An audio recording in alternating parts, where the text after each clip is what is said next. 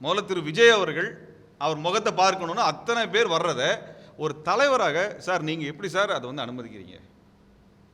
அத்தனை இளைஞர்கள் ஹெல்மெட் போட்டிருக்கான், போடாமல் இருக்கிறான், சாகசம் பண்ணுறான், உங்கள் பைக் உங்கள் பஸ்ஸு முன்னாடி விழுகிறான். அவர்களுக்கு நீங்கள் என்ன நெறிப்படுத்த போகிறீங்க? அவர்களுக்கு என்ன சொல்ல போகிறீங்க? அவர்களுக்கு என்ன சொல்ல போகிறீங்க? நீங்கள் 12 மணிக்கு வர்றேன்னு சொல்லியிருக்கீங்க, 7 மணிக்கு வர்றீங்க, தாமதங்கள் நடக்குது, இயல்பாக அரசியல் கட்சிகள் நடக்குது. நீங்கள் வர்றதுக்கு முன்னாடி அந்த மக்களை நெறிப்படுத்துவதற்கு அங்கே உங்கள் கட்சியினுடைய பொறுப்பாளர்கள், கட்சியின் பொறுப்பாளர்கள் பேசணுமா வேண்டாமா? நீங்கள் என்ன கருத்தை சொல்ல போகிறீங்க? உங்கள் கட்சியினுடைய கொள்கை என்ன?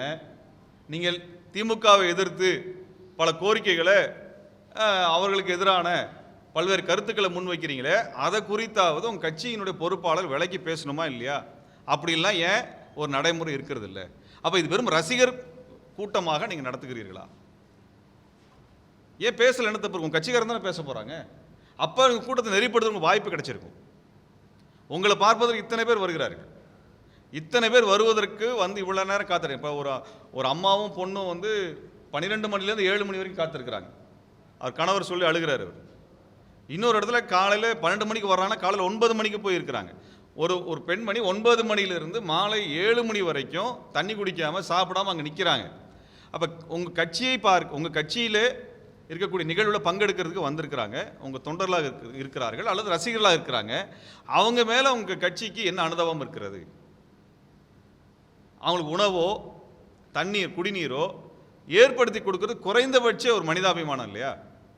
கூட்டம் பெருசாக வேணும்னு கேட்குறீங்க, ட்ரோன் ஷாட்லாம் வச்சு இப்படி பிரம்மாண்டமாக காமிக்கிறீங்கல்ல. அப்போ அந்த மக்கள் மீது அன்பு இருக்கணுமா வேண்டாமா? அதுக்கு தாவேக கட்சியை சார்ந்த பொறுப்பாளர்கள் பதில் சொல்லணும். நீங்கள் தான் பதில் சொல்ல வேண்டியிருக்கு. அத்தனை மக்களுக்கு தண்ணீர் ஏற்பாடு செய்ய முடியாமலாம் நீங்கள் இருக்கிறீங்க, அதுக்கு வசதி இல்லாமலே இருக்கிறீங்க. அது நீங்கள் தானே ஏற்பாடு செய்யணும், உங்கள் கட்சி நிகழ்ச்சி தானே அது. அப்போ நீங்கள் அதை செய்யலை. அப்போ இத்தனை மணி நேரமாக வெயிலிலே காத்திருந்தவர்கள் என்ன சொல்கிறாங்கன்னா, ஒரு அம்மா அங்கே தப்பிச்சு வந்த அம்மா என்ன எங்ககிட்ட என்ன சொல்கிறாங்கன்னா, நான் காலையிலே போயிட்டேங்க, அந்த இடத்த விட்டு வெளியே போய்ட்டு திரும்ப உள்ளே வர முடியாது, அந்த இடத்துல எனக்கு அந்த இடம் எனக்கு கிடைக்காது, அதனால் எதுவும் பண்ணாமல் அவங்க நின்றுட்டேங்க அப்படின்றாங்க.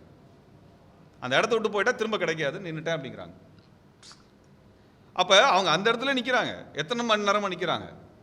அப்போ அவங்க கட்சியினுடைய பொறுப்பாளர்கள் அந்த மக்களை கவனித்துக் கொள்வதற்கு எதாவது நடந்திருக்கிறதா? எதுவும் இல்லை. அப்போ இது போன்ற தவறுகள் எல்லாம் சேர்ந்து ஒரு பெரிய இழப்பை கொண்டு வந்து சேர்த்துருக்குது. நீங்கள் ஜென்செட்டு ஆஃப் ஆயிடுச்சு, லைட்டு ஆஃப் ஆயிடுச்சு, இதையெல்லாம் ப்ரொடெக்ட் பண்ண வேண்டியது கட்சியோட பொறுப்பாளர் தானங்க. நீங்கள் இது முதல்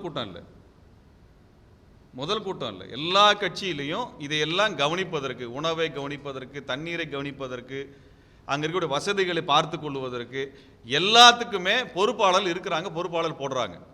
உங்கள் கட்சியில் அப்படி யாராவது இருக்காங்களா? உங்களுடைய இன்ஃப்ராஸ்ட்ரக்சரில் மேனேஜ் பண்ணுறதுக்கு அங்கே லைட்டு, சவுண்டு, ஜென்செட்டு எதை வேணால் சொல்லுங்கள். உங்கள் நிகழ்ச்சிக்கான பொருட்களை, அதுக்கான அத்தியாவசியமான விஷயங்களை பாதுகாப்பதற்குரிய அணி உங்களிடம் இருக்கிறதா? செய்திகளை உடனுக்குடன் தெரிந்து கொள்ள கீழ்கண்ட கேபிள் மற்றும் டிடிஹெச் நெட்வொர்க்குகளில் எம்நாடு செய்தி தொலைக்காட்சியை காணுங்கள். பாதகம் செய்பவரை கண்டால் நாம் பயம் கொள்ளலாகாது பாப்பா. மோதி மிதித்து விடு பாப்பா, அவர் முகத்தில் உமிழ்ந்து விடு பாப்பா.